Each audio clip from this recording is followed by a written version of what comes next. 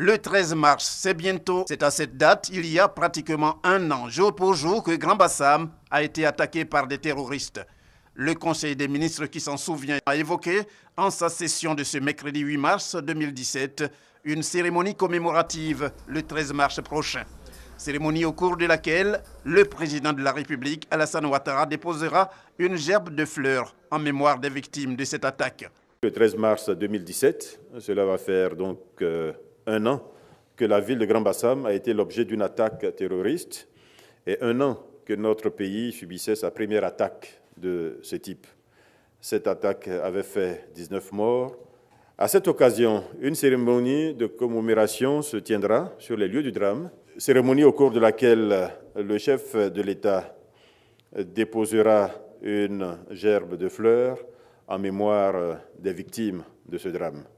Le Conseil invite l'ensemble des populations vivant en Côte d'Ivoire, ainsi que l'ensemble des représentations diplomatiques de la Côte d'Ivoire à l'extérieur, à observer 1 minute de silence le lundi 13 mars 2017 à 12h45, parce que c'est l'heure du déclenchement des premiers tirs ce jour-là. Le problème de qualité et de sécurité de médicaments, l'une des préoccupations face auxquelles le gouvernement n'entend pas du tout baisser les bras.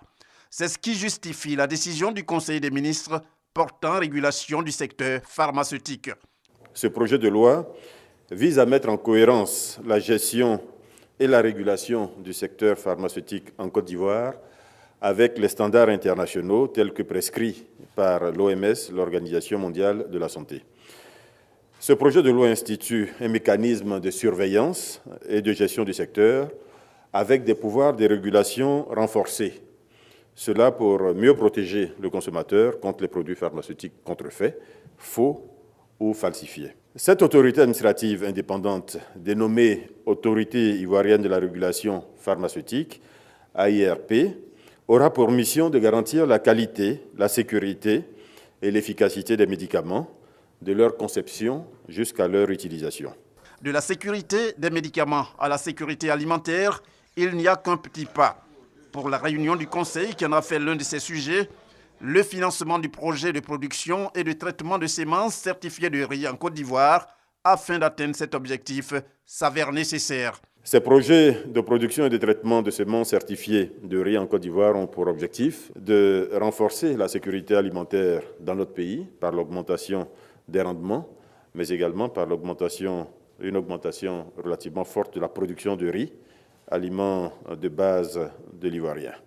S'agissant de la situation sociale dans le secteur public, également au menu de cette réunion, le gouvernement envisage une trêve sociale avec les organisations syndicales.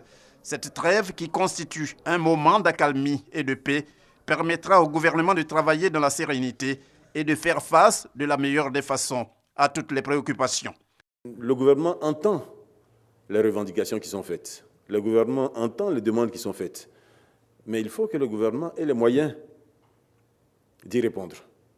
Et les moyens d'y répondre, c'est au minimum un pays qui est en paix et surtout un pays qui est au travail, un pays qui produit de la richesse.